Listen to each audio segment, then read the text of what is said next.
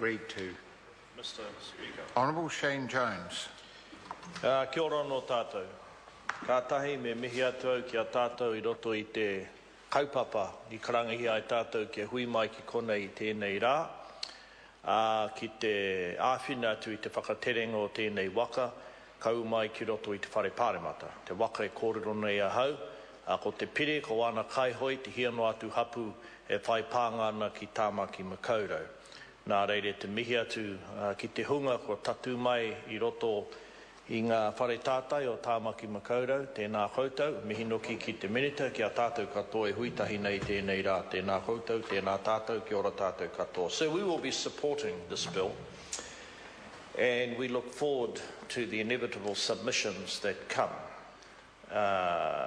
will come, should I say, to the Māori Affairs Select Committee. And the reason that we support it is because it is something that has been agreed to by the civic leaders of Auckland Super City Council, and it is something that comes with the blessings of those who hold mandate from the large number of hapu iwi in and around Tamaki Makaurau. I also want to acknowledge the efforts of civic leaders of the past, obviously the current koromatua, mayor, the officials, because although inordinate sums of money are not involved in any transfer terms within this bill, it is quite a tricky proposal. It takes some of the most iconic features of the Tamaki Makaurau landscape and commits them to a co-governance regime. The regime, sir, on one hand, has to deal with the needs and uses of utility companies, not the least of which is Watercare, the leader of whom is Mr. Mark Ford, who probably spends precious time there now, given he's on a quest to resuscitate solid energy. But, sir, on the Māori side, it's been an arduous and long struggle. In fact, sir, one of the most celebrated cases of the Māori Land Court to do with competing hapu and iwi interests took place in and around Tamaki Makaurau, and I refer here, sir, to the long-standing case that pertained to the islands in the outer Hauraki Gulf, where you had applicants from Ngāti Whātua and applicants associated, sir, with Te Kawarau Maki and Ngāti Wai. And the Māori Land Court decisions are not unlike they are today, seesawed. But hopefully, sir, we won't see a repetition of that. This has some innovative features and some omissions, and sir, I want to acknowledge the Minister, and I just intimated to him during the Select Committee we will find out the Māori names for Mount Roskill and other mountains, because no tangata whenua can want to be a steward of a maunga if they don't know the Māori name for it, which is not in this bill, so that's not good enough for me. A simple check with the Anglican Church would establish whether or not these maungas have Māori names, and indeed the amateur ethnographer George Graham has got an exhaustive list of all the main maunga sites of significance that were published in the JPS many years ago. So given that we're having a struggle at the moment as to whether or not our brethren in the South Island like the name Te Waiponamu, and whether or not North Islanders like the name Te Maui, let's get the names right in this bill.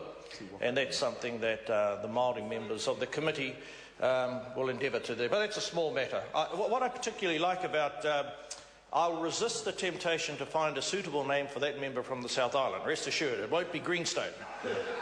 It may pertain to something green, but sir, it will not be Greenstone. But for fear of raising the ire of the Minister shepherding this bill through the House, I won't trivialise these matters by any further references to Nick Smith. What I hope the Select Committee does focus on is what I think is an innovative set of arrangements for co-governance, in the sense that a plan needs to be drawn up, and some of the provisions in that plan, sir, have to take account or make way for agreeable cultural activities. I say agreeable in the sense that I presume both sides of the governance group have to sign off on them. And the bill very wisely identifies what some of those activities might be. It's not only, I think, some potential cultivations. There's a reference there to tangihanga. The notion of a tangihanga being on Mount Eden, I suppose, is better than all the Māoris in Mount Eden, but that lies in the future.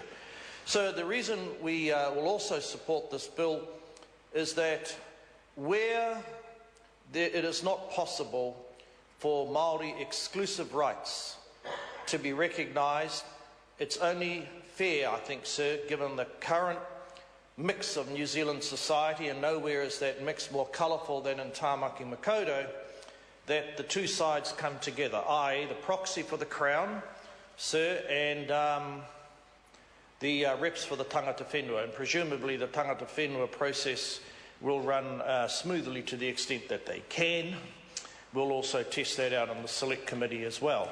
But a lot of these positions, sir, they're actually volunteer positions virtually, so we don't want to make them so onerous that the system breaks down because people are either not fully resourced or the level of obligation grows to the extent it's beyond the wit or the ability of anyone operating in a largely volunteer manner. But the notion that both sides should come together, I think, is a way for the future. There will be some areas, as indeed there was in Ngaitahu, where the property rights for the Pounamu were vested exclusively in the iwi, presumably with special interests for the hapu of the West Coast. Whether it's in law, that's probably what they feel. But the point, sir, that needs to be made is that this is a very good model for other iwi areas, and I commend the Minister for the work that he's done there. Recently, I had occasion to talk about this bill when I went to the tangihanga for Lally Praone Hedden. And it was good, sir, despite the negative media treatment of the former Minister Doug Graham. It was good to see him there in tow with the evergreen-looking Michael Drever, who came to pay their respects to the hapu for the loss of our matua, Lally Hedden. I only say that, sir, because these settlements, they take a great deal of time. They burn out personalities, and entire generations can pass away before you see the fruition. But the notion that these maunga will now be regarded as something where the Māori footprint is as equally important as the other stakes reflected by local government is a very happy, worthwhile day, and it deserves to be celebrated. I tell you what, sir, it is a heck of a lot more lively, it's a heck of a lot more positive than the words on the obelisk, well, the words on the monument at Maunga Kia at One Tree Hill, where a time was being contemplated and looked at that our tupunas, the mātuas of that area, were about to put their heads on the pillow and disappear forever. If anything, small though the numbers of some of these hapu may be, large now is the opportunity for them to influence a co-governance type of arrangement that gives good outcomes for Māori heritage, protects the interests of other stakeholders, but puts the po whenua of identity onto the political, social and ecological landscape of Tamaki Makaurau. And sir, as the place becomes more multicultural, as the place becomes more pluralistic, this is a way of ensuring that the elements of Tainui, Ngāti Whātua, Te Kawerau Maki, who, to the best of my recollections, have some connections actually with Taranaki, but Manuhiri and Te Kawerau Maki, that they have the opportunity, sir, to reflect their history and to show their fellow neighbours in Tamaki Makaurau we're not just a bunch of Maoris. We are the Kaitiaki, we are the tangata whenua, we are the descendants of the tupuna who committed to the Treaty of Waitangi, and this is a way of giving it a very visible and a very positive expression today. So we support the bill and look forward to it appearing in our select committee where we'll test what's happened to these Māori names. Kia ora tātou. Reno Tirakatini.